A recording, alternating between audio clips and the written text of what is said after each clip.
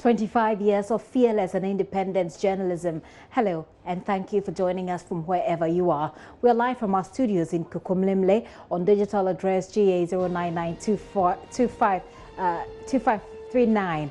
Our top stories this hour. 31 COVID-19 patients recovered as security services are on a manhunt for a Guinean in Ghana who tested positive for the coronavirus after he scaled the wall of the hotel in which he was being quarantined. We'll hear from the health minister and take you live to the northern region.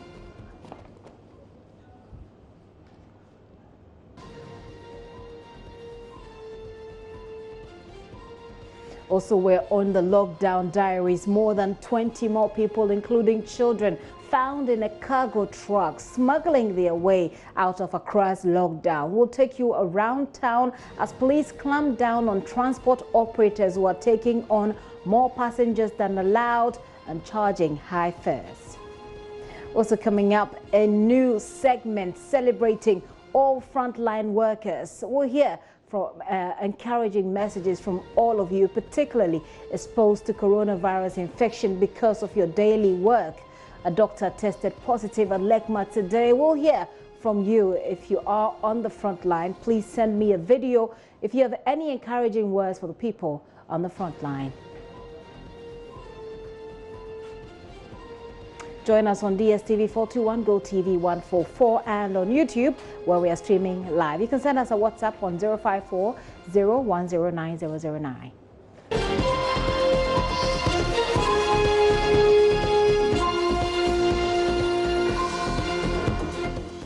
You're welcome to the details. My name is Gifty Ando Apia. We start from the northern regional capital, Tamale, where aggressive search is underway for a COVID-19 patient who we're told has escaped from isolation, despite the presence of 2 police officers and another 2 soldiers guarding the hotel where she and others are being kept after testing positive for COVID-19. We'll take you live to the northern regional capital, Tamale, where our correspondent, Martina Bugri, has been following keenly in that search. First, though, here is Northern Regional Minister Alhaji Salifu Said confirming this incident to Joy News earlier on the midday news. We'll bring you that later, but let's talk to correspondent Martina Bugri. Hello, Martina. Martina? Yes, I can hear you. Martina, tell us the story. How did this happen? What do we know? What we know is they arrived in Tamale here. The first day, the military and police had been deployed to go through hotels to be sure that foreigners do not seek refuge in these hotels. So what we know is that the first day, nothing happened. The second day, they found them in a hotel around the regional administration, and so they were asked to remain there. All other guests were asked to leave, and no guests allowed in, and so they were quarantined and brought in health officials to take samples for testing. The test came back positive. Now, what we also understand is that they are finding it difficult to believe that what the test is saying is true. And so yesterday, we are told one of them escaped through the night while the rest were sleeping. I'm told that she's the youngest among them, and she's about 21 years old. I'm told she went through the back of the hotel wall while the security were in front. That's what I gathered. We know that this afternoon there has been a search mounted to find her. What can you report from that search? What we know is that the military and the police have been deployed across the region to go through hotels, to go through various checkpoints and communities to see if anything would come out. Now, there have been reports in the metropolis that she's been found, but my sources are yet to confirm whether she's been found or not. No problem. We will talk to the minister and find out whether or not he can confirm that they've been found. But the people within this community, Martina, have you spoken to them? How do they feel about this incident? When you go to the community, The community is actually on is a route I use very often. It's not too a busy community, but it's gone more quieter. In the past, when you pass, at least you will spot 1 or 2 or 3 people roaming. But eventually, people are indoors. The whole place is gone quiet. You can hardly even find people on the street to talk to. Well, hopefully she won't find anybody to infect if she has not been found. Martina, thank you for that update. I'm joined on the line by Northern Regional Minister Salifu Said. We'll get some more from him. We'll try and get him and find out from him what they have found in the search for this 21-year-old girl who is COVID-19 positive and has gone missing. Well, there is some good news. Minister for Health, Kweku Agyeman-Manu, is revealing to us today that 31 out of 152 persons who tested positive for the deadly coronavirus have been treated and discharged. According to the sector minister, the 31 persons who were receiving treatment at various isolation centers across the country tested negative. They're now under surveillance in self-quarantine, and he's adding that health personnel have been assigned to them for the next 4 weeks. He spoke at an event where Cocoa Board, Airtel, Tigo and other companies donated to the Ministry of Health in solidarity with the fight against coronavirus outbreak. The 152 that we have tested positive and taken to care, 31 of them have been discharged. They just don't discharge. They keep testing about 3 or 4 times for it to show negative before they do the discharge. The discharge is not allowing you to come freely outside. They go visit your home, they look at other factors and try to put you into self-quarantine, though you are okay, so that they continue monitoring you for the next week or 2 before they allow you to go free. That was as yesterday, there was only one that had been discharged from Kumasi, but I need to check on it as to where these people have actually been discharged. But there are a lot of them in Accra. I need numbers that I don't have immediately on my hands.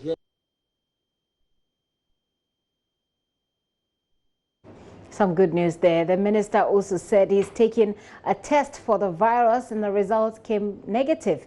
His test comes as the minister, together with some workers of the Kotoka International Airport, were all exposed to persons that tested positive for the COVID-19. He's also urged residents of Accra not to move out of the city because of the lockdown.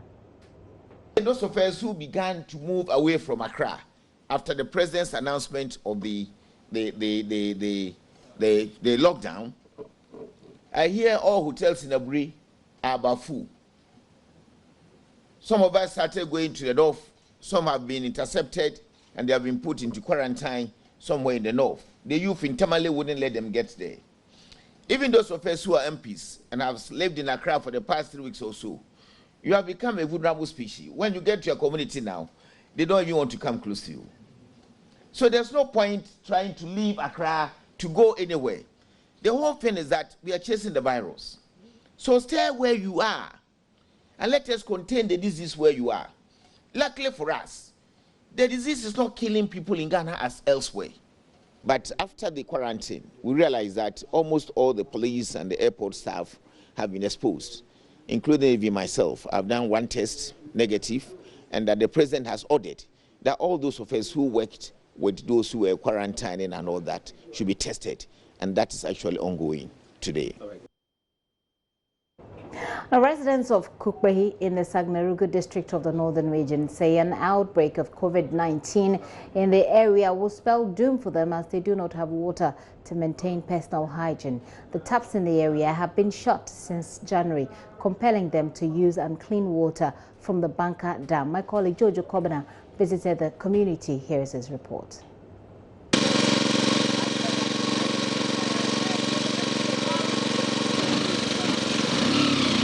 30 times here in Kukbehi, a town in the Sagnarugu district of the Northern Region. High temperature days mean people have to drink a lot of water. In a time of coronavirus, consuming more water and washing hands often are healthy things to do. Unfortunately, according to residents, the taps have been dry for the past 3 months. They can give us once a month, but now, up to 3 months now, we didn't get water. we hear the coronavirus, and we are very fear about it. They say we should wash their hands with flowing water. Always we should wash your hands with soap, and we drink water regularly. But here we don't have enough water. We are now in danger. So they fall back on the Banka Dam for all activities. About 5 communities here depend on this water for almost everything. Laundry, cooking, and of course, drinking. Many of the children wade through the water with their dirty feet and fetch the same water for drinking.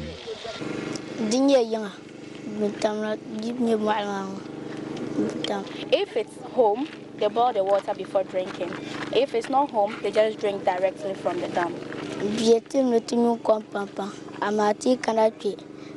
They've been advised to take in more water, but because there's no fire then pot here for boiling, they just take it directly from the dam.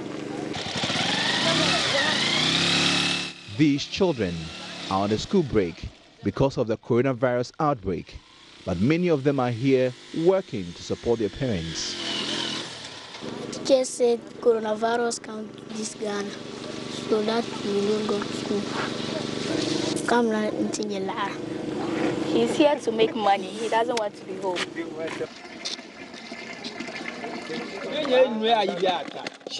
Back in the town of Kochei, the people gathered with little social distancing to discuss how to get authorities to give them water, especially in this time of coronavirus. They had wanted the water to be enough for all of them because the number of people depending on that water, there are too many. Right now, they all depend on the water, the dam water. People and animals drink at the same dam.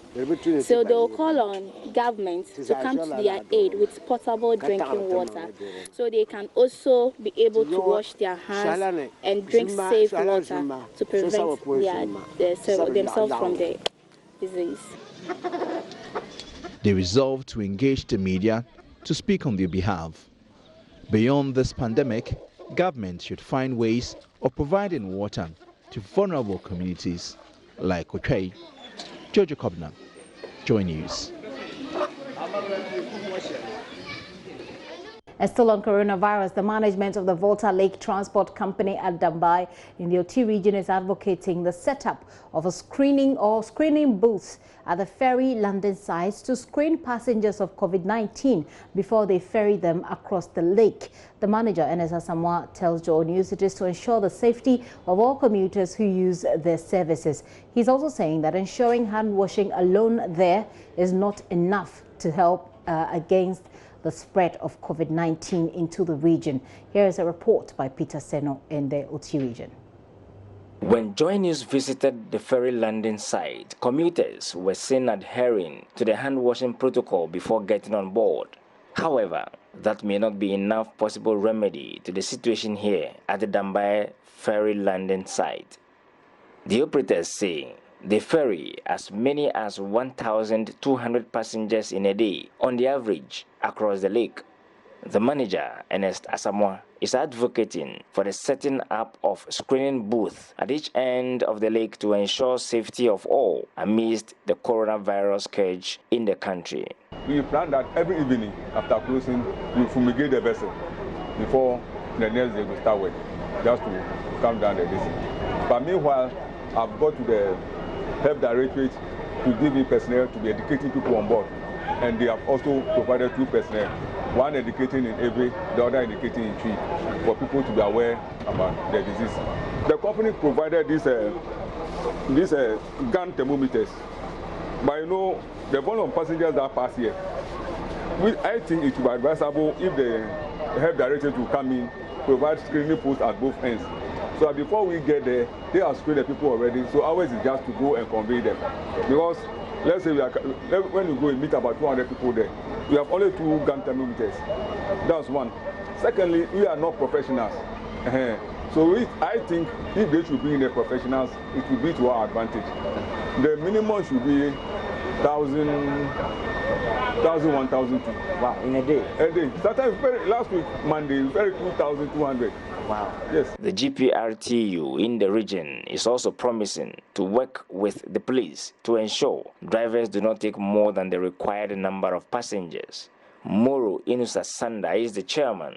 Now we shall make sure that they take 3-3. So we shall make sure they won't take any 4-4 again. They take the normal passengers of the 3-3. But the taxis, some people used to take 4 back. We have to, so they have educators to educate them.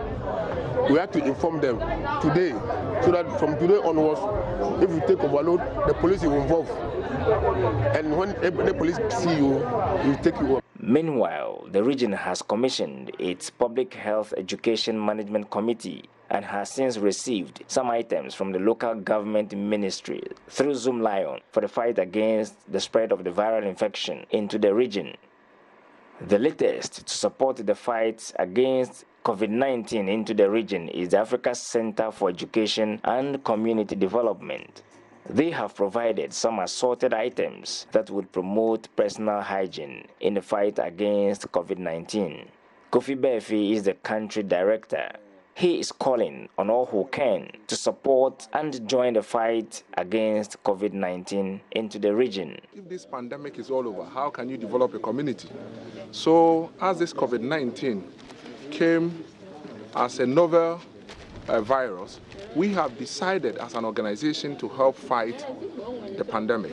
And we know OT region as a deprived region, and we have thought it wise to come here with the support of my executive director, Reverend Richard Kofi Befi, and our directors. And we are donating these things to the committee that has been set in place to help fight the virus. So it is our prayer and hope that these items that have been donated be put to good use. Peter Senu's report for Joy News. Let's now take a look at the lockdown. Greater Accra, Kaswa, Greater Kumasi, which have been affected, including Tema, are in a day 2, I should say, of the restrictions. A number of persons who say they do not have homes are trying to escape the lockdown here in Accra because they do not have a home to stay during the lockdown period. In Accra, a truck carrying more than 30 kayaye or head porters was impounded. PSA Nanaya Osafo was there.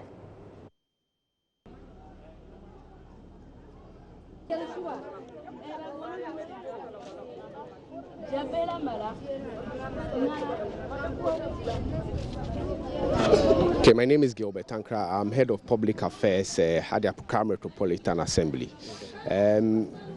We have our task force, a special task force which has been formed by the mayor to patrol the metropolis, especially during this period of coronavirus outbreak.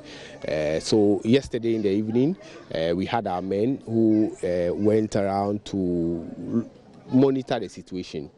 This morning, they came around to do extra patrols, and they found a vehicle parked just behind the Bedimpa Hall. So they approached the vehicle to find out what's happening, because earlier on, per their normal monitoring, they didn't find any vehicle around. So when they saw this vehicle, they were quite curious to look into it. So they approached the vehicle only to open it and then find a lot of women being kayaye with their kids parked in there. So immediately they had to ask them to come out and then hold them whilst we call the necessary authorities to come and then help them go through the necessary protocols. Around what time was this? This was as early as 5:30.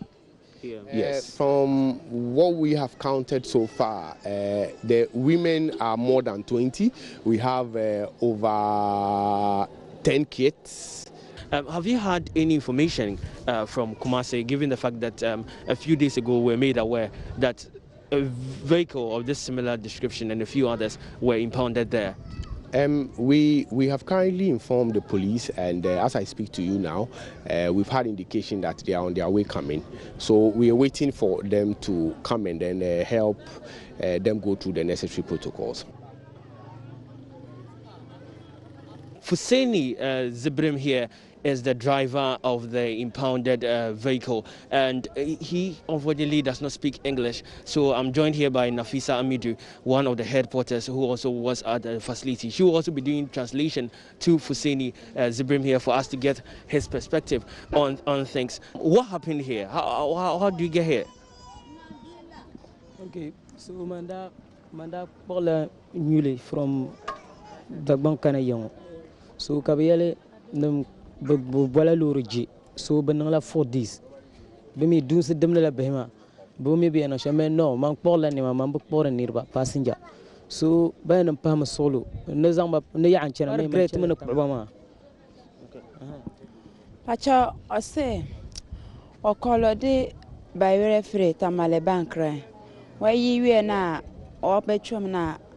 Ya kasa say ya bre anane 4 days yati station ya anye kan ko wale no so tamale no si no ono ka na wanfa mfa nipa ana ya pa na cho say all pa cho ba wa batima fire ya pa na cho no the empty car trim ana mo pa na cho da ben na mo pa na cho Sunday no okay Sunday no ana omoko friend no no ocho na omoko friend na o se omubatima de na kwa nka onfa yakọ na onfa kwa wale na ansa na chimbra tamale ono no se won pese omuka se ka na nya ni paka eye nema ka na ohun ya mabo no se sa omuba ma na kwa de na kwa nka odin abekọ ene na ode etu ka no ya free ha odona 6 o'clock ya cho nkoko na cho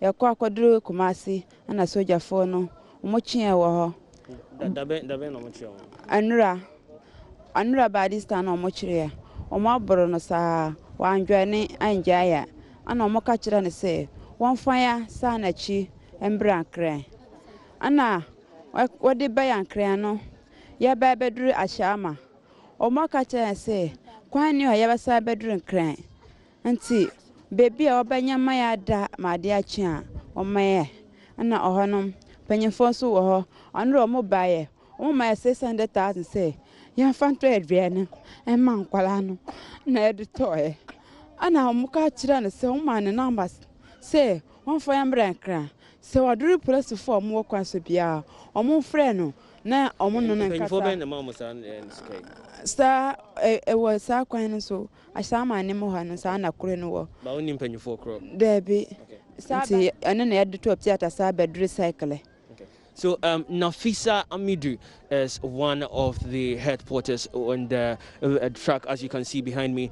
Now, Nafisa was translating what Fuseni had just told me earlier, and of course, adding a few accounts of her own. According to Fuseni, he is a truck driver, as you can see here, but he usually transports yams and other foodstuff between here and the north. It was on one of such occasions recently that the head porters there, including Nafisa herself here, begged the driver that they really need to get out of Accra, and thus he should help them. And out of pity, he decided to do so and help these head porters get all the way to Wale. Unfortunately, according to them, at Kumasi, when they got to Kumasi on Sunday, they were reversed, and in fact, before then they were beating. He says he was beaten mercilessly by soldiers on patrol at the side of Kumasi, and then asked for them to return. They were quite stranded for a while, they tell me, and initially they got to parts of Ashaiman where an unknown authority, or an authority they can't confirm as of now, gave them 60 Ghana cedis. That's for the over 20 women and some you can see behind me and their children to cater for themselves. And that authority also gave them their contact to be calling in case of any emergencies, for which through it they were able to get through all the patrol sites available. So they got here to Ashaiman. Now, they claim they have been stranded here for a while. They are calling for government to help them, and that they do not know the way forward with things. I am the MP for Waliwali constituency and Deputy Minister for Food and Agriculture. So when I heard this in the news, they said Waliwali people were intercepted, I had to move to the Accra Metropolitan Assembly to report to the officers there, and then they escorted me here to find out from them. I've already spoken to the Executive Director of National Service, who is from that constituency. I'm also going to get back to Parliament and talk to Honorable Alhaji Tanko Ibrahim, who is also the MP for that constituency. And I'll also call the District Chief Executive for that district, and then together with the AMA Chief Executive, some processes have already begun for us to find out an amicable solution to this problem. So, in actual fact, the disease control unit of the AMA is screening them currently. They are doing some basic protocols to be sure of the next, strategy. At least we can guarantee that they will be fed today from morning, from this time till evening. We can confirm that. That one I can confirm, yes. Stay at home. Stay at home. Well, throughout the capital, Accra and Kumasi, police and the military have stepped up security checks, and concerns that some individuals may be abusing the restrictions have also come up. Joy News' reporter Ifwa Evans Chinnery was on the street speaking to some people who found themselves out today. This is how most parts of the capital looks like this morning. Heavy traffic on our roads. You might be wondering where all these vehicles are headed to after the president announced restrictions on movement a few days ago. I'll soon find out why, but this is what is happening at the various checkpoints mounted by security men today.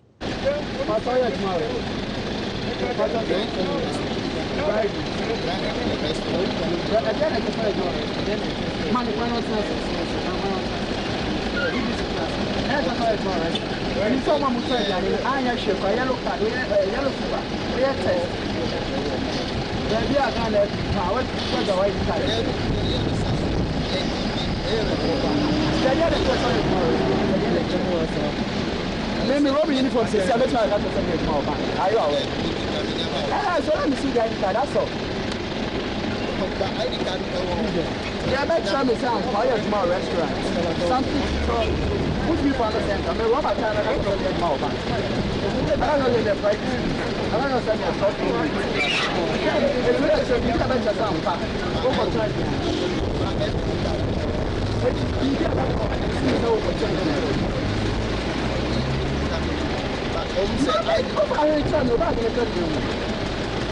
How to convince German?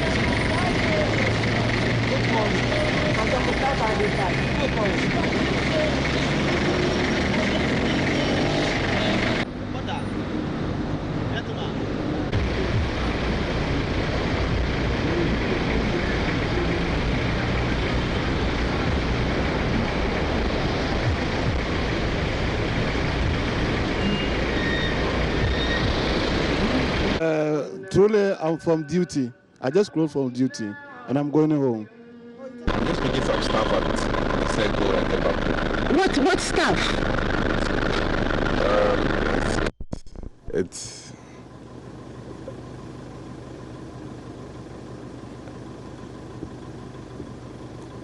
It's what? It's official. I'm just coming from the house to... Coming from where? The house. From the house, okay. Going to FBN Bank because I provide cleaning services to their branches. Okay. And then, the directive, though the cleaning services are not part of it, but because of the nature of the bank industry, there's no way the cleaners will not be there. So we were asked to provide them T-shirts and some ID so that they can easily move around. That's why I'm rushing to their office. It can't come, so I just come to the mobile people there to check it for me, and they have done it for me, so I'm going home back.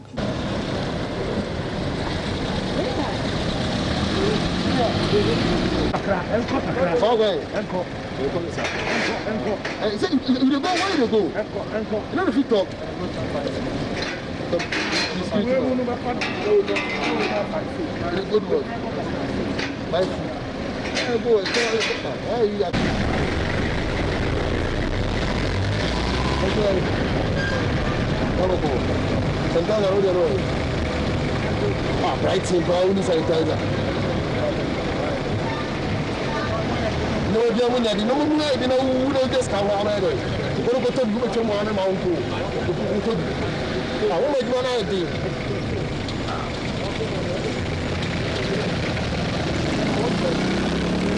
I'm so close to the one that's a time I show. What do you that's a time I'm oh, okay.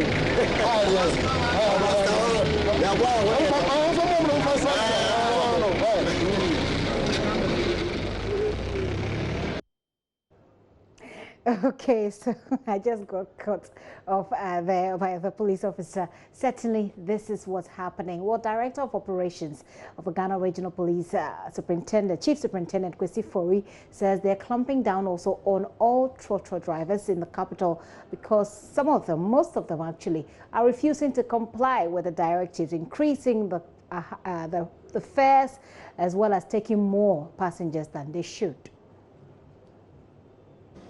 Is day 2 of the 14-day exercise, and that we review our activities yesterday, and we've noticed that the trotro drivers are taking undue advantage of the offer given them. In view of this, today there is much activity, clamping down on their activities and redirecting them to go back. They are also carrying a lot of people who have no business under special condition, like being employees of some vital organization like the Ministry of Health, Electricity, Water, Security, among others. But rather, we've seen that a lot of people are trooping into the city, just coming around to loiter.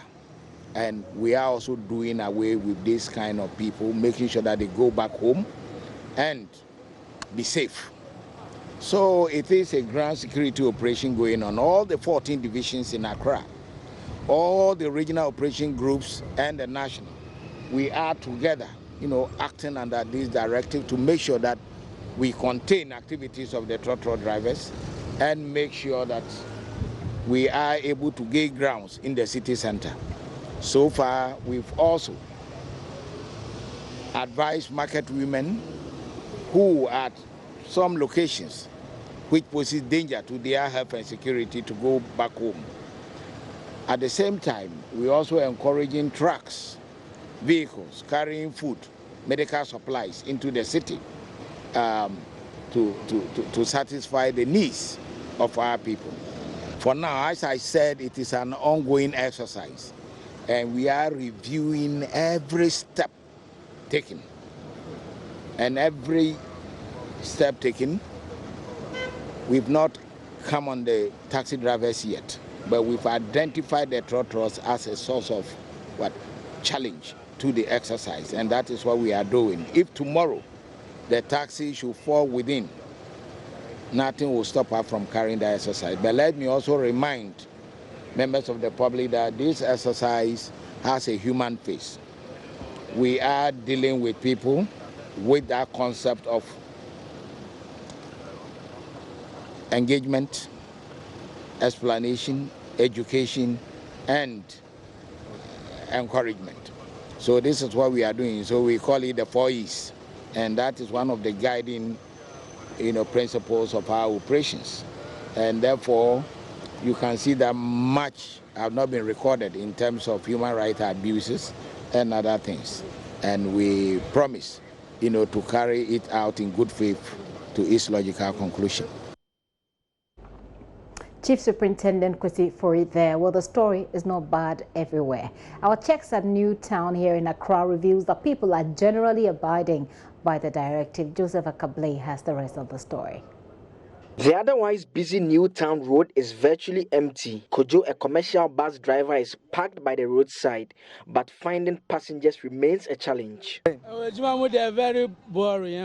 reduced the number of passengers we can pick. At first, we take 10, now just 6. It's difficult to even get 3. People are not moving about because they are scared of the virus.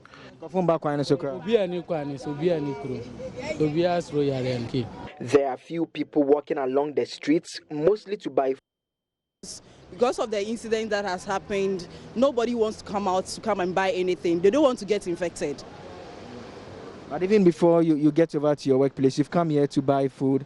In terms of your movement around the neighborhood, how do you observe in terms of people obeying the social distancing, among other things? Okay, from where I'm coming from now, it's okay. People are indoors, they don't come out. But when you come to the roadside, you see people going to work, going to buy whatever they want. Yeah. If you compare that to the situation prior to the social distancing, do you see a lot of difference in there? Yeah, I see a little, but because it's a partial something that we are doing, they've not put measures that will, let people see that this is something serious. Because everybody wants to get whatever he or she wants outside. So they don't think about they being with somebody who, whether the person has it or he doesn't have it, just to get what you want. The popular Wachi joint operated by Haji Alima is not as busy as it usually is. We thank God that at least few people are showing up, but it's not encouraging. A lot of people have food at home now. The few who can't cook come here. We need God's help in these times. I can come here and look at the streets. The streets look a bit empty than they usually are, except a few people that you have who are moving to the various food joints to buy food. So the streets on my right hand side, you can see the streets going ahead. You just have some few people who are either going to collect water, which they are allowed to do because it's an essential commodity, and you have some few others who are also seated in front of their homes. And so what I can report here from Newtown is that the restrictions that were imposed by the government is in full force. You don't have as many people coming to the various locations as was the case in times past, and it's affecting almost every aspect of their lives. Joseph Akable reporting for Joy News from Newtown.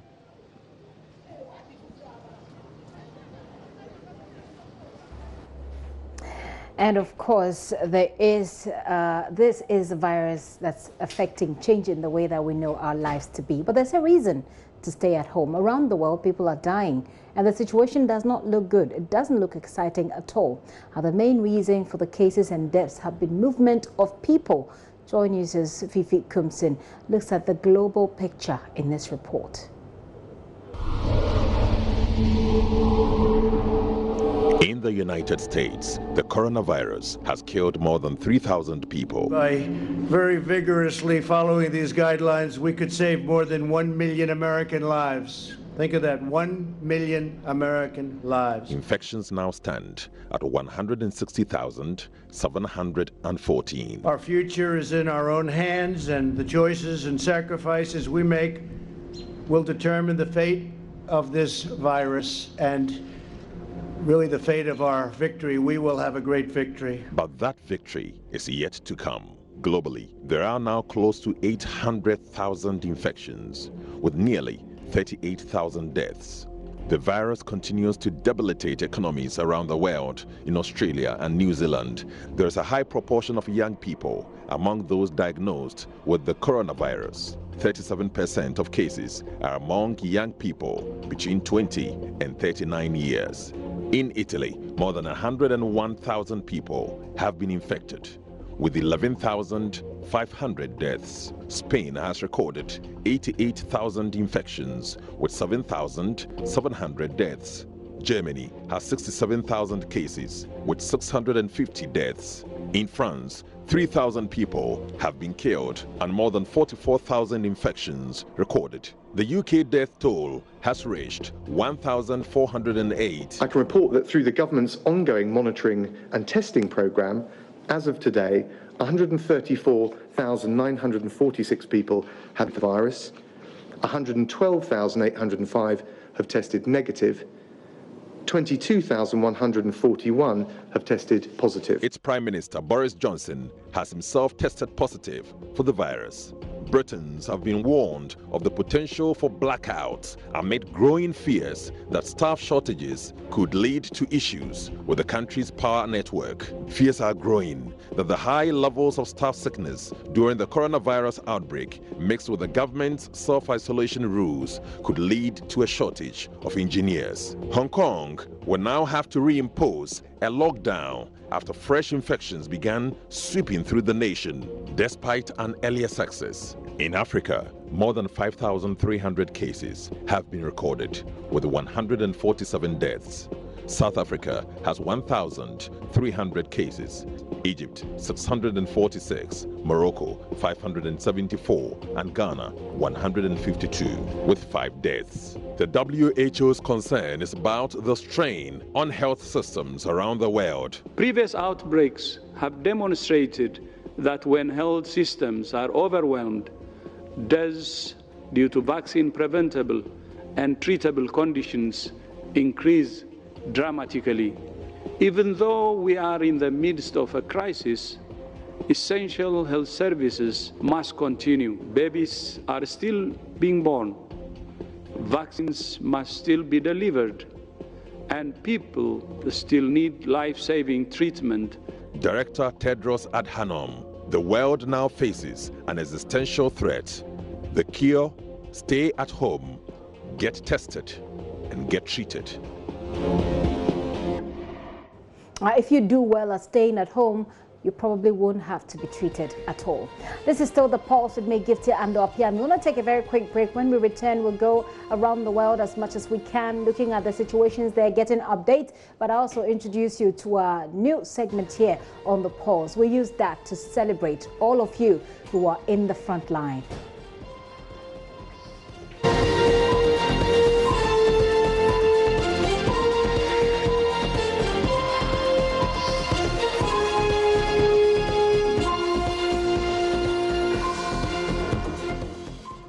Welcome back to the show, and many thanks for staying with us. Some of you have already been sending in your messages to us, and I'd like to request of you once again to send us goodwill messages for those working at the front line. The number, of course, is 0540-109009. That's 0540-109009. You can do a short video, a small video, talking about how helpful you believe they are and encouraging them in these hard times. I want to cross over to Nigeria. We'll get an update on the Nigerian situation. The last time we spoke to Nigeria, they told us about how some key persons in government have contracted coronavirus. Joining me via Skype now is Kayla Megwa. She's a producer and anchor and State House correspondent with our partners Channels TV. Kayla, it's good to have you. Hopefully the newsroom will be as quiet as ours today. How are you holding up, Kayla, and what is the latest on coronavirus in Nigeria? Hi, so nice to speak with you. If you've been watching the news from Nigeria, you can tell that there's a lot of people who are worried right now. As of today, we have 135 confirmed cases, and we have 2 dead. So I'm just going to take my time to have it spread across the country. So Lagos has 81. The nation's capital, Abuja, which is where I'm at right now, 25. Ogun State has 4. Enugu has 2 cases. Ekiti has 1 case. Yoruba has 8 cases. Edo State has 2 cases. Bauchi 2. Osun 5. Rivers 1. Benue 1. And Kaduna 3. So that's where things stand at this moment. Unfortunately, not having a very smooth line from your end, but let's see how we can work around this even as we get that update. The last time you spoke to my colleague Kojo right here on this show, you indicated that the chief of staff had tested positive. Some other key members in government have tested positive. Is there an update on these cases? Oh yes, the chief of staff statements admitting that he is positive for COVID-19. He says he's in high spirits, he's receiving treatment. He's going to be moved, he said going to be moved from Abuja to Lagos for better control and treatment of his disease. So he has spoken up about that. Then we have other government officials who are pointing to this disease. The governor of Kaduna State, Governor El-Rufai, actually did a video telling the country that he has tested positive to COVID-19. The governor of Oyo State, in a tweet, Governor Makinde, he actually also expressed regret over the fact that he has tested positive for COVID-19. And before that, I told you that the governor of Bauchi State had tested the disease as well. So as is right now, top government officials, we're talking about Edo State Deputy Governor also testing positive to COVID-19. So we have 3 governors, 1 Deputy Governor, and Chief of Staff, President Muhammadu Buhari, testing positive to COVID-19. So that's where we are right now. Wow. Wow. Like I said, Kayla, unfortunately, I'm not having a smooth line for this particular conversation.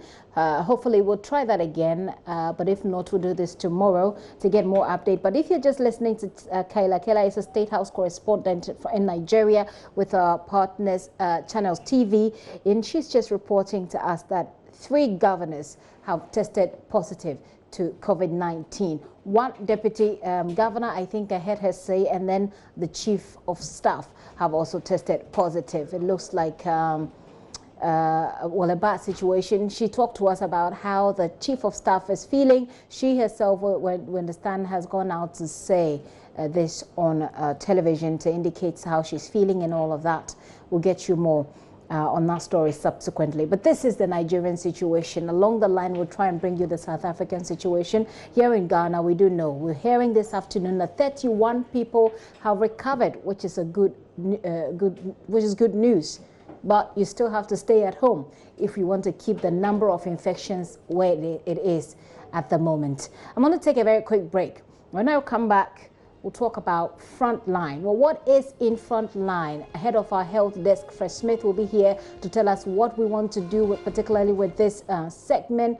But indeed, we're celebrating all people who are working at the Frontline.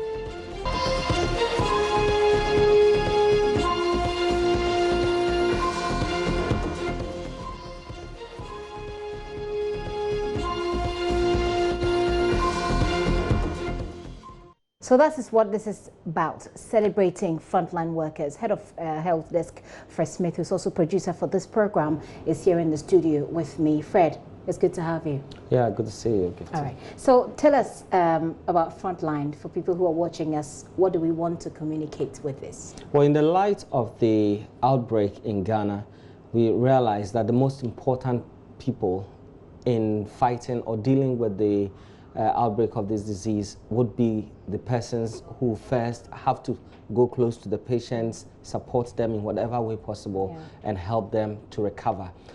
Some don't recover, some succumb, but we know that they give up their very best. They sacrifice their own safety to be there. And as we've heard from some of them, they even lack the protection that they need in doing this job. And so we think that for people to be this brave in helping the nation deal with such a huge crisis that we have, they deserve to be celebrated. They are people we should be encouraging so that they can give off their very best. And there's no better way than to urge everybody through this our medium, Joy News, on Pulse especially. We are free to air as well, so a lot of people can watch us and send a message of goodwill to our frontline workers. It's like we are at war. This war doesn't require a weapon, like a gun. You need our doctors and nurses to go with the needles and whatever health tools possible, so they can go and fight it. If you have a gun, you still cannot kill coronavirus. Certainly. Isn't that strange? I mean, this is a virus that's keeping us in our homes, a virus that's changing the way we live, and with all the armory that you may have. It is actually the virus, a disease which has got ISIS and other terrorist groups to stay at home. So it's a very serious matter. So for someone to take the risk that I'm going to the front line to deal with them. It's not been confirmed, but I'm even getting information that some persons who work at the airport, frontline workers, have actually tested positive. We pray that it's not true, but if it turns out to be true, it will be bad for us. We've heard the case of Lekma, where a senior officer there has also. So and imagine this, Fred. Here is a doctor who is working. I mean, this is his job or his or her job. They wake up, this is all that they have to do. And you go there, and in the quest to save a life, you end up endangering your life. And so now he can't probably get close to his family. Indeed, a situation at the hospital in Accra last week, that some people came there, they didn't realize early enough. They came through OPD, they were taking care of them. The nurses were touching them, checking their temperature and doing all sorts of things for them. Until at a point when the doctors had also, attended to them, that they realized they were exhibiting symptoms of coronavirus. At this point, when they realized they met the case definition, it was just too late. All of them had been exposed. They had to be quarantined. Yeah, to this. They had to be quarantined. And so imagine that you don't tell the truth. You don't give the right information when you go to the hospital, and you expose yourself to, you expose all these nurses and doctors to COVID-19. Who is going to take care of you when you're sick? It will reduce the numbers. You recall that at the Greater Accra Hospital, they put some doctors in quarantine. It's because they had been exposed. And during this period of quarantine, they won't be available for us. We know that we don't have enough as many health professionals as we need. So the health ministry has had to actually call those who are on leave and having to do, those who are doing other things, to come back to work. And so if you still expose them to this, it's a problem for us. So that's why we want to have this platform to, encourage them, say nice things for them, let them know that we are behind them in this war. And so that we will stay at home when we're told to do so. As a matter of fact, there's one I spoke to. She's the Deputy Director of Nursing Services, Gifty Abankwa. Before we come to her, though, Fred, I think that one of the biggest cases that we've had today, as far as those at the front line is concerned, is the Lekma situation. Let's take a look at the Lekma situation, and then we'll come back to that. Well, authorities of the Lekma Hospital have isolated patients who shared the same ward with one of their doctors suspected to have contracted COVID-19. Municipal Health Director of Lekma, Jacqueline Lamy, told Captain Smart of our sister station Adom FM that the patient has since been referred for further testing and examination. Yes, the doctor has confirmed positive in the hospital. It was not confirmed in the hospital. It was confirmed somewhere else. It was not confirmed in the hospital? No. Somewhere it was confirmed somewhere else. Is it here in Accra or any other part of the country? Here in Accra. Here in Accra. Yes, okay. When was this? That was last week. We got the report last week Friday. You got the information last week Friday? Yes, please. And I don't know, even between the time you got the information, whether he was coming to the hospital and attending to patients? No, he was not. He was not? No, he was asked to do a national takeover for his management as a protocol. Okay, so he'd never visited the hospital after he was tested positive? No, he hasn't been to work. But I know that point, the protocol, he's supposed to go into the treatment center, and that is what he's doing. You would have a better and fair idea about health than some of us. We're told that the gestation period is between 3 and 14 days. So between the time he was tested positive, where was he? He was at work. He was at work? Yes. Have you started anything to find out from the people that he got in contact with? Yes, please. As soon as we found out that we got the report that he was positive, measures were put in place to protect both the staff and the patients that he came in contact with. And we started doing that on Friday. So those he came into contact with, that is his contact, were informed and they were asked to self-isolate. And so they've all gone into self-isolation or quarantine. And as protocols say, we are also doing contact tracing. We are we are following them up for the next 14 days to find out if they develop any symptoms of COVID-19. And the patients too that he dealt with, we are also, they've also quarantined them. They are tested. All the staff and patients were also tested before they were asked to go home. So we did those tests on Saturday, and Saturday, Sunday, and some yesterday. The patients that were sick on the ward, those that were stable, were discharged, and so that we can we could empty the ward and have it fumigated today. And the place will be fumigated and will be vacant for the next 36 hours before we can have access to those wards. Captain Smart, they're speaking to Dr. Dlekma there, who is confirming that one of the doctors there has tested positive to COVID-19. Fred Smith is still here with me. Fred. Well, Gifty, so we will hear from your namesake, Gifty Abankwa, Deputy Director of Nursing Services, who's been sharing with us how nurses and other health professionals, the doctors, are coping in the light of this difficult period. All right. Not easy. We are coping because we need the logistics to be able to prevent us from even getting it and be able to help those who are ill. So these things will go a long way to help us, because sometimes the nurses don't even want to go towards the patient because they are scared. But if you don't get the masks, you don't get the gowns, how do I have confidence in nurses such a patient? Sometimes I have to give him medicine. I have to bath him. I have to help him to paste. But I don't have the mask. Hey, I don't have the gown. So indirectly, if we have those logistics and we have it, we are able to help. And sometimes when you go home, you can't even get near your relatives. They said, hey, are you bringing some of the condition? So we start removing our shoe outside, putting our things outside, just enter into the bathroom before you even come close to them. So these are some of the challenges we are having. I see. And for the patients, you'd have to do things you mentioned. You have to. Those who are very ill, who cannot do it, but those who can, we assist them. But you have just 4 of them here. Yes, 4 of them here. Okay. And some of them need care. So there are some nurses separately there, both nurses and doctors taking care of them. Okay. And they provide assistance such as helping them take their bath, and also those who are very ill. But those who can, we just assist them, encourage them. So how many are in this condition? 4. For how many of them are in this condition who would need some support to this? Most of them are not very ill. I can't really figure because I'm really not there. Because we want to limit the exposure. So most of the time we always have to go and hear from them. But some are rushed into the emergency. You can't tell. Some are on the point of death, so they are rushed in. So indirectly you have to be armed. So if you don't have such a thing, how do you come near the person? Some of them, they can't breathe. Others come. The symptoms are there. Sometimes they are not, so they have to do a lot of labs and things. And if you see that, we have to call somebody to take the sample. If it's positive, then we know what to do. If it's negative, then we know what to do.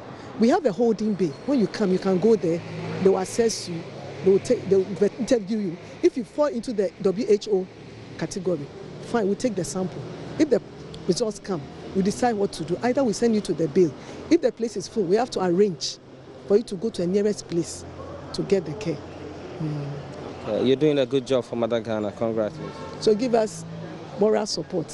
Because sometimes sitting in the trotro, and even when you hear going near the patient, it's pathetic. Because you need, the patient needs care. But if you don't have the gadgets, how can you? Because some nurses have got, some doctors have got it. Over here? Not here. But somewhere in the country? Somewhere in the country. And they are being quarantined. You can't go back home. Yes, if you are positive, you can't go back home. Now already, if you are a health worker, for example, going back home, it comes with a lot of uncertainty. Even if you've not tested positive in these times, going back home comes with a lot of uncertainties. You don't know, should I touch my son? Should I touch my wife? Should I touch my spouse? Fred Smith, it looks like a very difficult situation, but we're here. Yes, and she makes the point that even after work, they are concerned about those who don't have their own vehicles and have to join the public transport. They are concerned about joining people, because then if you've contracted any disease, you would pass it on to the others that you use the vehicle with. And when you get home, she said that they even have to take off their footwear outside, their shoes and the rest outside. Okay, should we also leave our footwear outside? I mean, Well, we are not in the same situation as they are. So they operate in the hospital exactly. where they are much more exposed. Yes, so they are very exposed and they have to take their bath before they can even talk to anyone at home and the rest. It's not the way. We know that when you are returning from work, your children, your nieces and the rest will want to come and say, closer. Oh yeah, welcome Mami you, hello, Mami Odende, that kind of thing. That's our culture. But the nature of their job is changing all of that, and especially the threat posed by COVID-19. Yeah. And so that's why they need our encouragement to continue doing what they're doing. Okay. It's not easy at all. And to think that some of them actually are not even properly, not being properly remunerated, it's really, really painful. I've had an argument with somebody who's supposed to respond to COVID cases who was showing some lackadaisical, attitude. I know, right. And my concern, I was unhappy with the person, but I realized after the argument with this person that they've not been paid. Well, that's what the person said. That's what the person claimed, they've not been paid. Okay. Those who are supposed to be doing contact tracing, they're going close. If you've not been paid, how do you go and do all of these things? Okay.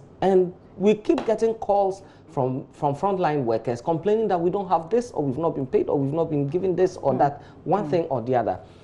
So put all of these things aside. I think that's work for government to do. But for us, the little we can do is to say Ayiko and thank you for the little that you're doing to support all of us. Okay. So because of that, we have some of our colleagues saying this Ayiko in the first edition of Frontline, and we can hear them now. Okay. We are at war with the coronavirus pandemic, and our frontline has soldiers who don't carry arms, they don't use tanks, they don't even use swords. They wear gloves.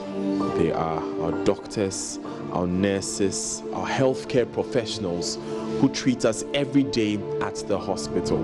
These are people who put their lives at risk every day that they scrub and they go to work. We just want to tell you that we support you. We appreciate every effort that you make.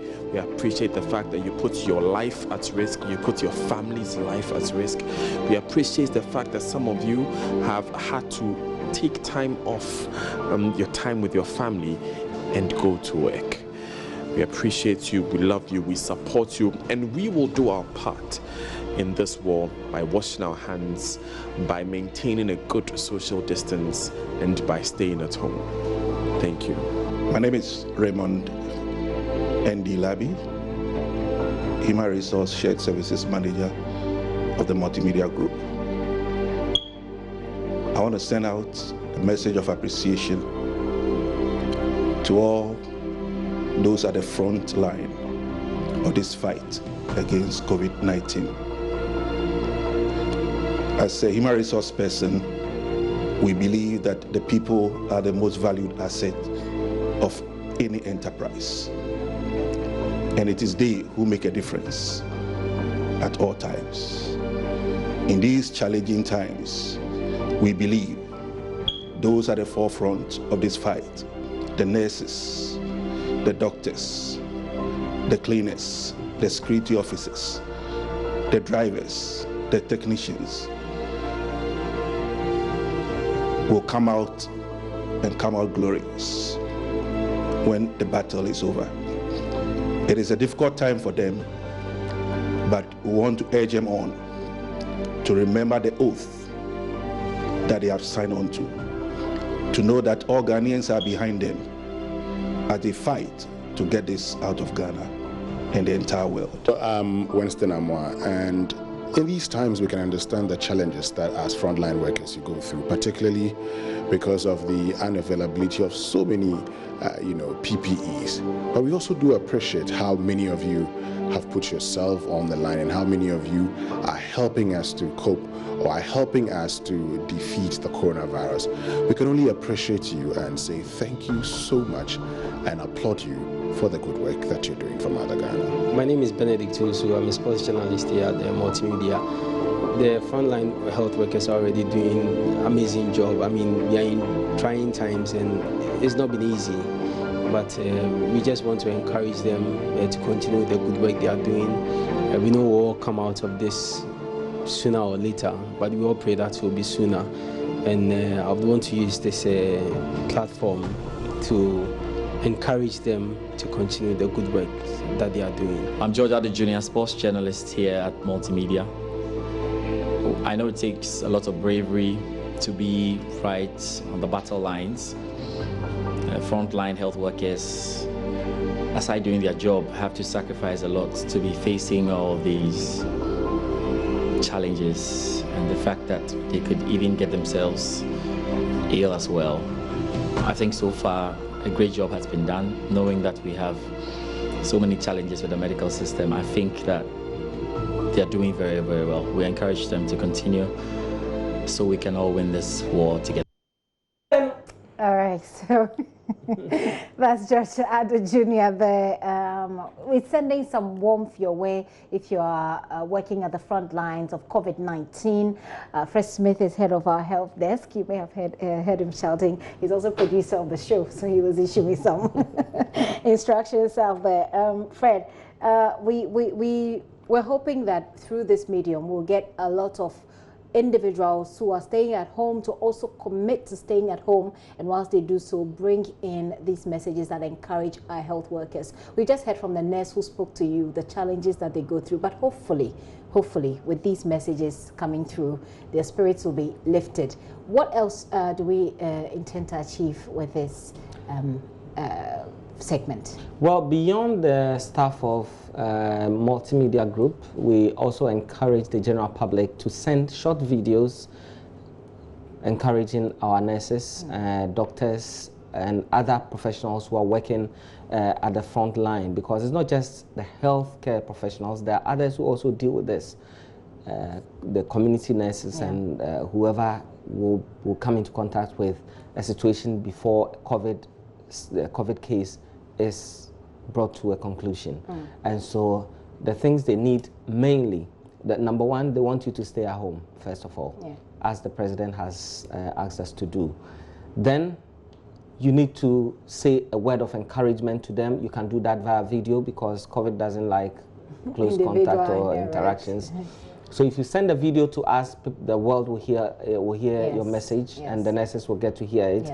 And then if you have something you want to share with them, say PPEs, you have gloves or nose mask or anything that will support their work, because that's one of the major things that they called for. That the whole world is struggling to provide. Indeed. Anyway. You can also share that so that we pass that on to them.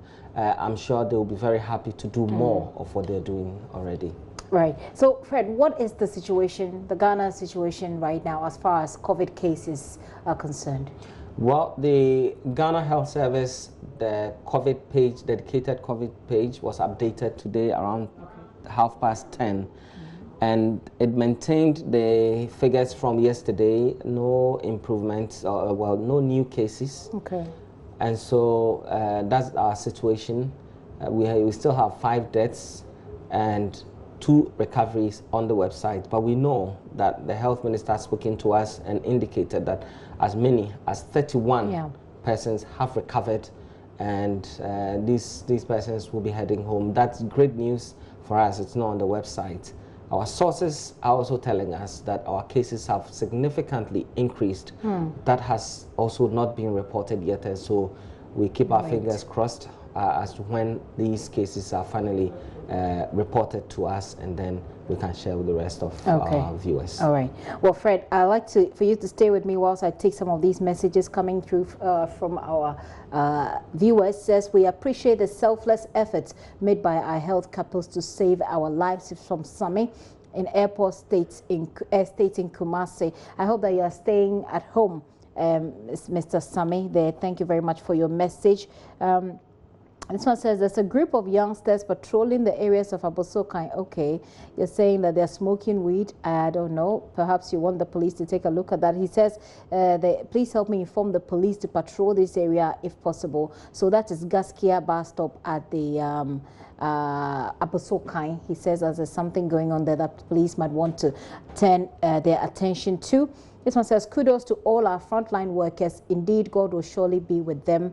Hashtag stay home, a good thing to do, and thank you for sending that message for them to stay home. This one says, you sent a video. I'm unable to play it at the moment, but it will certainly play it. It says, to all frontline workers, I, Desmond Agbo, says Aiko, we are with you in this situation. This too shall pass. God bless you all from Techiman. Fred, let's call it a wrap before you go. Any final words? Yeah, that's very encouraging. We'll still ask the public to share with us their messages, encourage our healthcare professionals who are dealing with this matter, and we also ask our governments to do all that they can. I know it's challenging for them as well. Our decision makers, they make the policies for our healthcare providers to implement. It's a difficult time for them. Yeah. Some of them don't sleep at all. Some spend the night's meeting with national security, going to brief the president and doing all sorts of things. So it's such a difficult thing. I've had a call from someone who had closed from a meeting so late, somewhere around midnight, and that was a briefing to the president. So it tells you what the president himself is going through, staying that late. Yes, he's the first frontline worker. Yeah, he's the first frontline worker. So yes, we appreciate all of them, our political leaders, everybody. We appreciate all of them, but we need to put in the extra effort to ensure that our doctors have the necessary protection to do their job. And it's really nice that you just said that, because I just got a message from someone who says she's a nurse. She says, we are nurses and we bought these PPEs with our own money. We know God will see us through. And they sent us a very beautiful selfie. I think there's 2 of them. I don't know, maybe you'll be able to see. It says, oh, beautiful. But no social distancing, please. Right, I think you need to practice more of the social distancing from wherever you sent us this message. Thank you so much. Good work here. There it is. Good work you're doing there. Don't worry, nobody will see your face. But at least we see that you've sent us this. Frontline workers, thank you so much for sending this. But Fred, unfortunately, she says, look, we bought this with our own money. Yeah, so that's what we're saying. So people should support. If you have any way of getting PPEs to help them, let's do that. If you contact us, we'll receive any donation that you make and we'll pass them on to whichever institution that needs it. We certainly won't touch it. We certainly will not touch it. My final message is Joy News. My name is Ibrahim from Savelugu. Please, I want you to interview frontline workers, especially those in the regions, whether they have received their PPEs in order for them to do their work effectively and the challenges they are facing. Thank you for sending that message. We'll take a look at that one as well. There's actually a validation going on because the president announced that they were distributing the PPEs and that anyone who has not, the information minister said at the last news conference that if you've not received, there will be a validation. You can call in and indicate that we don't have it. Then they will check whether your hospital has received and not passing on to those who are actually doing the job. And so all of that will be done. I'm sure the situation will improve significantly once that validation is done. Okay, so the thing is, if you have not received it, you work in a hospital and you've not received it, the idea is that go through that validation process and let them know that you have not received your PPEs. Fred, thank you so much for coming and for helping us do this. This is Joy News. This is the pause, I should say, but of course we've just introduced a segment, Frontline, and it is focused on celebrating our frontline workers. Indeed, I can even say I'm a frontline worker, Fred, right? We go out there, we interview people, and we get exposed. We do, but they are actually the ones who touch the patients. The patients. So certainly frontline workers, for all of you who are working hard, the police officers, the military officers, to make even this lockdown work, thank you so much. We're here. We've done. Your efforts are not going unnoticed at all. Fred, thank you. Fred Smith is head of our health desk, also producer for this program. Now, not everybody is too excited about how were leading the fight against the global pandemic COVID-19. But there are others who have also fallen in love with the aspect of his speech on updating the citizenry on what they must know and do to win the fight against the disease. In his last address to the country last Friday, President Akufo-Addo, whilst outlining latest measures, including movement restrictions, gave the following admonition. I assure you that we know what to do to bring back our economy back to life. What we do not know is how to bring people back to life. We will therefore protect people's lives, then their livelihoods. For the next 2 weeks, I urge all of you, especially residents in the affected areas of Greater Accra and Greater Kumasi, to be reminded every day that the front line of the fight against coronavirus is your front door. If you cross it, you and your family will likely be infected. So please, stay at home. We'll bring you some tweets, some of the reactions we're getting from President Akufo-Addo's statement, in which he says, we know how to bring back the economy, but we don't know how to bring back human beings when they die. So let's go on Twitter. Well, let me show you what the tweets are. This is from Mauricio Suarez. He says, El Presidente de Ghana de más confianza que Lopez. So he says, he's speaking essentially about President Akufo-Addo's message. We know how to bring the economy back to life. What we do not know is how to bring people back to life. Quote of the year, says Prof. Shafi Ahmed, tweeting at Shafi Ahmed 5. It says, we know how to bring back the economy. Again, the same statement by President Akufo-Addo. Let's see what other tweets are saying. Tedros Adhanom Ghebreyesus is the WHO's boss. Says, thank you for sending such a powerful message to the world. My brother at Nana Akufo-Addo, President of Ghana. Together for a healthier, safer, fairer world. Together against COVID-19. He also tweeted at President Akufo-Addo, also tweeting a snapshot of what the president said. Nathalie Mateg, PhD, says a leader who has priorities straight. We're all seeing what happens when leaders in society put system health above collective well-being. May we remember to cherish life more than any structure and system, and never forget the lessons we're learning from this time. She also tweeted the snapshot of President Akufo-Addo's speech. And Erin McDonald, tweeting at Prof. McDonald, says Ghana's president gets what ours does not. And sounds to me like he's an American. He tweets President Akufo-Addo's snapshot as well. Piers Morgan there, you saw him earlier with a tweet on his show. He says President of Ghana perfectly spells out the bottom line. We know how to bring the economy back to life. What we don't know is how to bring people back to life. And Kesete Admasu says, tweeting at Kesete A, says true, hashtag stay at home, hashtag Ethiopia, hashtag COVID-19. Nana Akufo-Addo's statement again is tweeted right up there. We know how to bring the economy back to life, of course, but what we don't know how to do is to bring people back to life, because we don't own life. And that's why we're saying stay at home, save your life. Certainly, President Akufo-Addo has, gained some accolades out there. I'm going to take a very quick break. I'll be right back.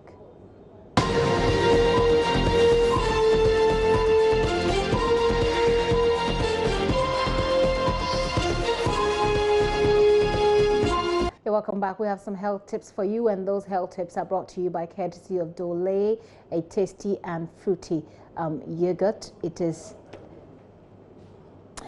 deliciously creamy and a thick tagline for Dole yogurt there. Also, you ought to keep washing your hands. The health tips, like I said, are brought to you by courtesy of Carex in collaboration with Ghana Medical Association.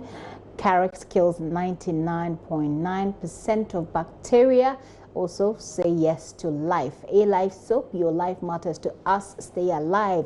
One very key preventive measure is to take your personal hygiene seriously in these COVID-19 times. Wash your hands regularly for at least 20 seconds with soap and running water. Soap can save your life. Use it. And that is also brought to you by A-Life soap. Fishermen have scoffed at the coronavirus as a disease that afflicts only the educated and wealthy people in society. According to them, the seawater is just enough to make them escape the disease. Richard Kojonyako spent some time with them and has come through with this report. It's a Wednesday afternoon and I'm at one of the beaches here in Cape Coast. Behind me are dozens of fishermen, their children, and some fishmongers busily pulling their net from the sea. I'm here to basically find out how much education do they have on the coronavirus disease, whether they even know about it.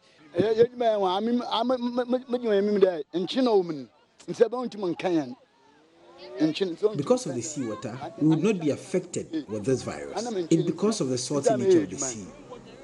Never.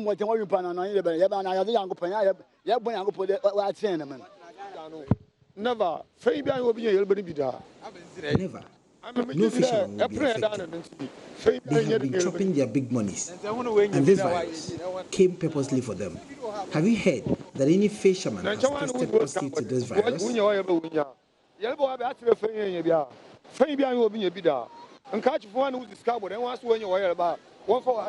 So these are fishmongers. They are waiting patiently for the fishermen to finish pulling their nets to the shore in order to get their fish.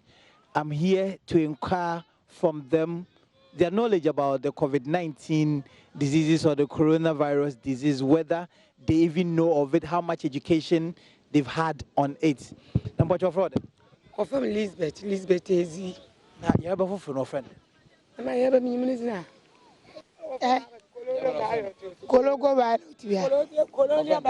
Colonia ballot. Sadaya Jian to more Yamim Day. In a yampan has. We believe in our part of Ghana, unless an outsider or a stranger that comes in our midst. But for us, I don't believe anyone has some. And because we know ourselves, when someone touches you, nothing will happen to you. All we have to do is to wash our hands well.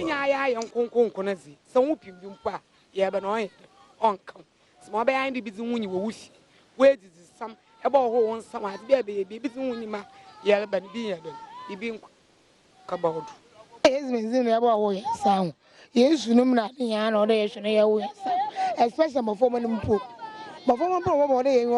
we need to wash our hands a lot. Our kids especially must be monitored to wash their hands very well because of what they do with their hands on a daily basis.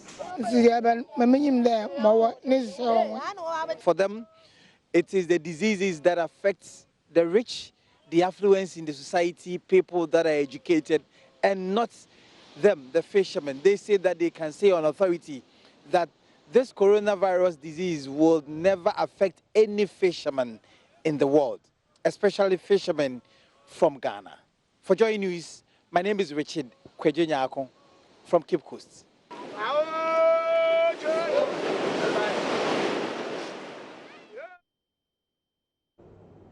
Richard Kojonyako there with that story. Now, the Ghana Health Service and the Information Services Department are asking their staff to exhibit utmost professionalism in these times of the pandemic by protecting themselves and intensifying education to many still glued to ignorance about the coronavirus.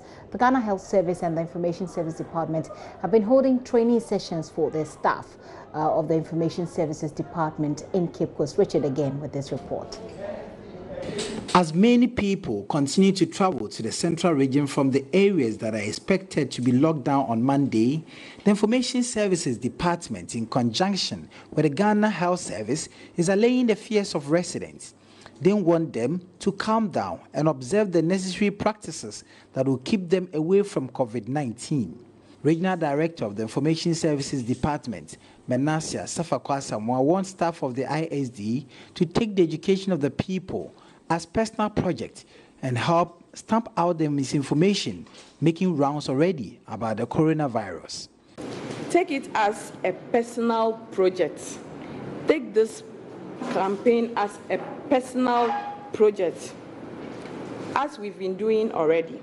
Give truthful content, because these days you can see that on social media, anyone at all just gets up, dump information onto the domain of the public. But as professionals, we are tasked to give truthful and then reliable information to the public. Central Regional Director of Health Services, Dr. Akosia Sapon, is calling on community folks to help supply information on people that are exhibiting symptoms so they could be contacted. We are talking about noticing the symptoms early enough and reporting early enough to the facilities for us to be able to take care of you. We are also talking about engaging the community leadership and the community membership to ensure that we detect possible suspected cases early enough, inform the health systems, and for us to also start acting. And this is where you come in, sharing the information to our community leadership, membership, giving them the right information. Secondly, there is so much fear and panic, among the populace. And I think it's due to the fact that they don't have the right information. The participants say they are poised to help the nation battle the COVID-19 through the dissemination of information. Richard Kwejo-Nyako, Joy News, Cape Coast. Whilst you keep washing your hand, make sure that if you're sitting in any public transport, you observe social distancing. This afternoon, the police is threatening to use minimal force to compel drivers and commuters observe the partial lockdown. My colleague Kwesi Parker Wilson has that story. He joins me on the line. Hello, Parker. Hello, Gifty. Parker, we understand that the police managed to arrest or deal with some drivers of about, is it 100 vehicles? That's correct, Gifty. The Suman Divisional Police Command impounded about 100 vehicles today. Now, the reason they have given is that these drivers were not complying with the social distancing protocol. When I got there today at the police office where they mounted roadblocks, I witnessed quite a number of things. I saw the taxi driver had picked up one passenger in front and also passengers at the back. So these were the reasons why the police were compelled to impound the vehicles. Again, they raised concerns about the number of vehicles on the road. In as much as they agree that the taxis are supposed to work because working in the bank, read the media, and those under the services are going to work, they will need the taxis, of course, to carry them from their various homes to their workplaces. But there are quite a number of vehicles or commercial vehicles on the road, which it is quite worrying to them. In fact, when I spoke to the police for the Suman Divisional Police, ACP Isaac Asti, he was quite worried and said that the situation is very challenging to and making them difficult, making their work very, very difficult. And so for now, he said that should the situation persist, what is going to happen is that the police will be forced to use minimal force to compel commuters and motorists to strictly comply with the lockdown measures. And you see, interestingly, some of the passengers or the commuters were asked to even get down from the commercial vehicles and then walk to the various destinations. I spoke to a lady who said she was going to Ridge and she's been asked to get down, and so she was troubled and worried and was asking why the police would want to do that. So for the police, they are not happy with the situation. I managed to speak to some of the drivers as well. Well, they were actually accusing the police of being biased, but the police insisted that they were going to keep their vehicles and ensure that in going forward, they would adhere to the protocols that the president had. Parker, thank you very much for that update. On Joy News Prime, we'll have Parker's videos and we'll see some of these drivers that Parker is referring to, and we'll see also the police themselves speaking and how they impounded those vehicles later in our subsequent bulletins. Now, leader and founder of the Freedom Movement, Nana Kwame Bediako, has presented some food items to 3 needy communities with people with disabilities here in the Greater Accra region as they observe the lockdown for the period of 2 weeks. Freedom Movement has donated some food items of an undisclosed amount to 3 needy communities, especially people living with disabilities in Greater Accra region.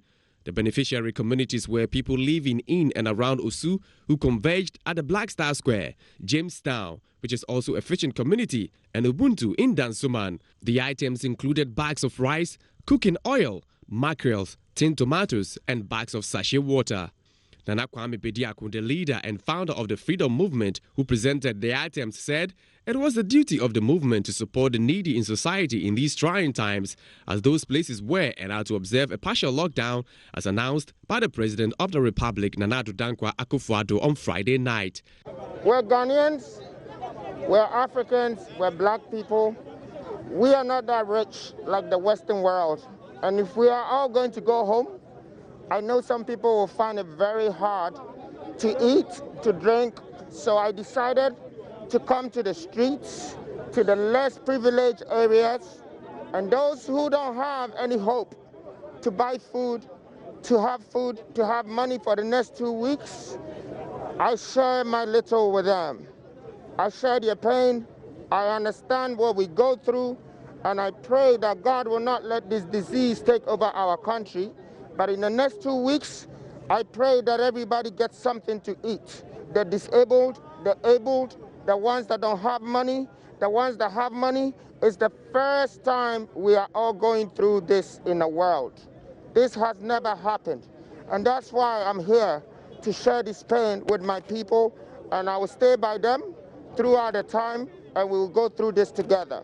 Nana believes that it is not everyone who can afford to prepare themselves adequately for the 2 weeks partial lockdown, so himself and his movement found the need to support those communities to bring hope and put smiles on their faces. Some of the beneficiaries expressed their profound gratitude to the Freedom Movement and pledged that they were going to use the items for its intended purpose. They called on churches and other benevolent organizations to continue to support these communities to enable them have some hope and smiles on their faces. In fact, we have appreciated what Freedom Movement has been doing to Ghanaians. You know, this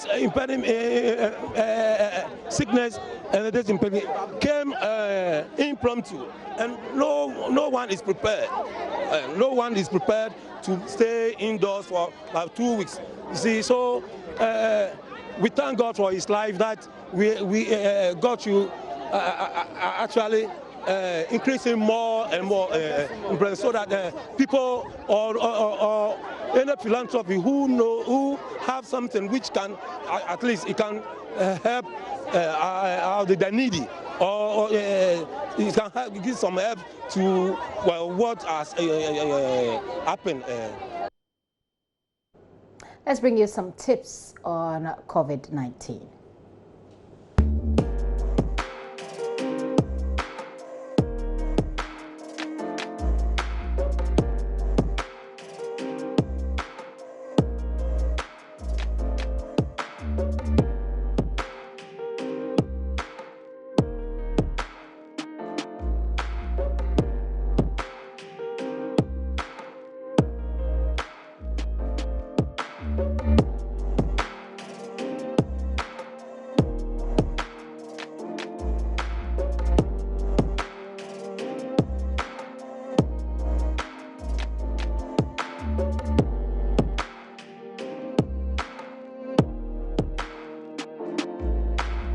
The COVID-19 prevention segment was brought to you by Dole, a tasty and fruity yogurt, Carex in collaboration with the Ghana Medical Association, and Alive Soap.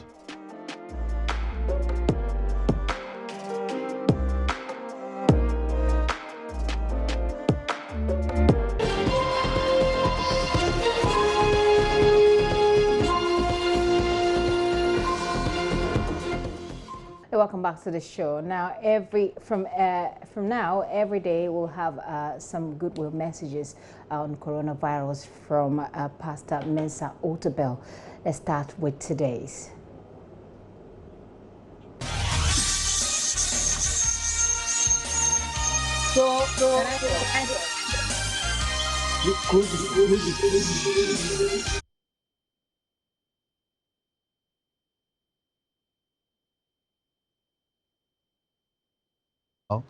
In the midst of all the turbulence in the world, there is a place of peace and of safety that God wants you to sleep in or stay in.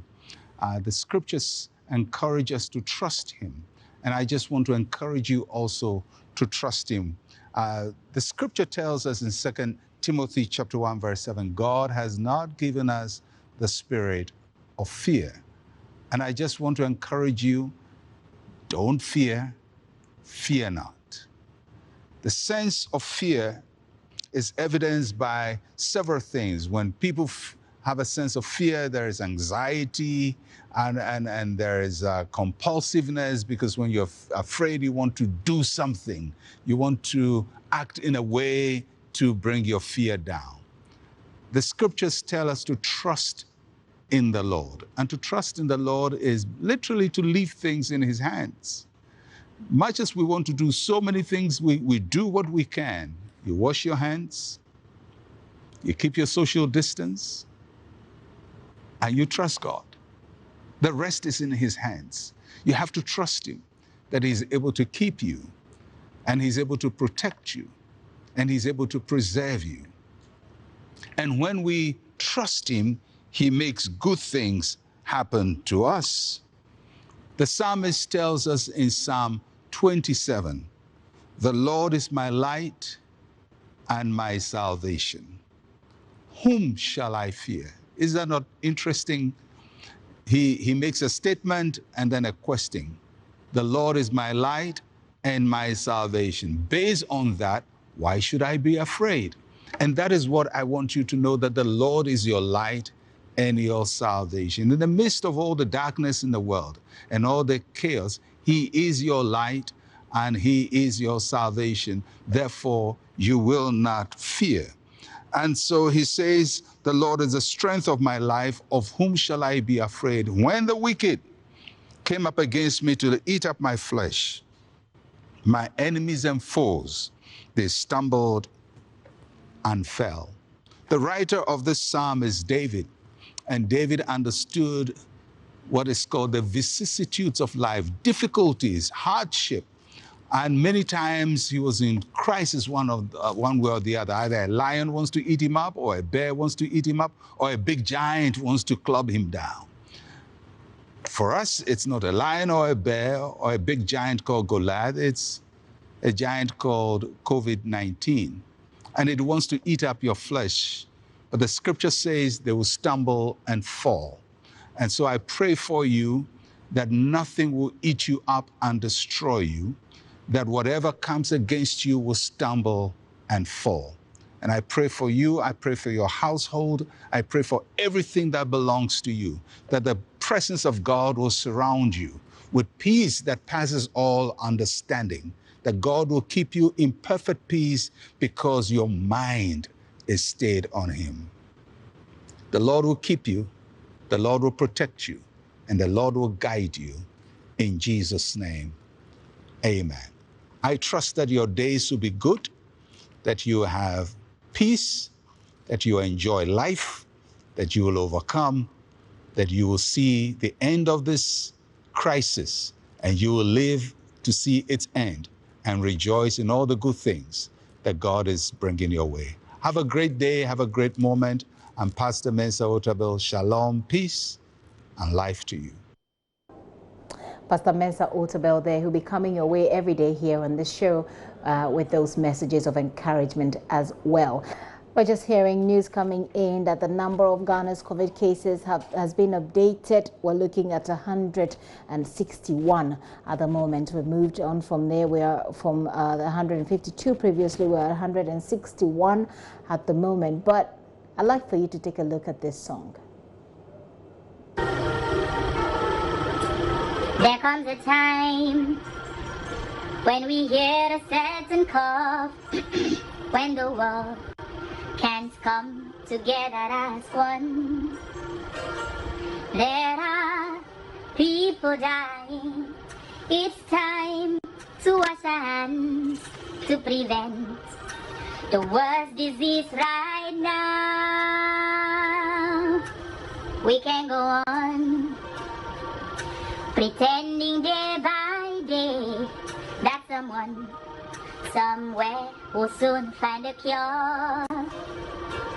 We are all part of one great big quarantine, and you know, together we'll survive. We are the cure.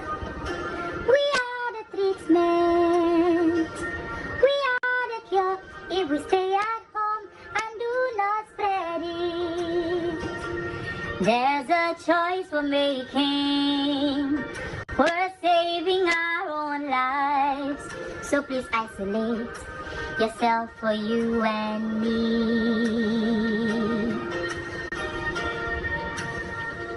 Oh, stay in your house, so this thing no go last long, and our lives we go back to normal. I know God can save us, oh, but we have to play our parts, and together we will all survive. We are the cure. We are the treatment. We are the cure if we stay at home and do not spread it. There's a choice we're making. We're saving our own lives. So please isolate yourself for you and me. Stay safe. Indeed, stay safe. There's a choice we're making. If you're staying at home, you're saving lives, you're saving your life as well. And thank you so much for all of you who sent in your messages, and to those who sent in encouraging words on our new Frontline segment. Thank you. My name is Gifty Andopia. Remember, the cases have increased to 161. Stay at home, protect yourself. Log on to myjoyonline.com. There is more news when you do log on onto that page.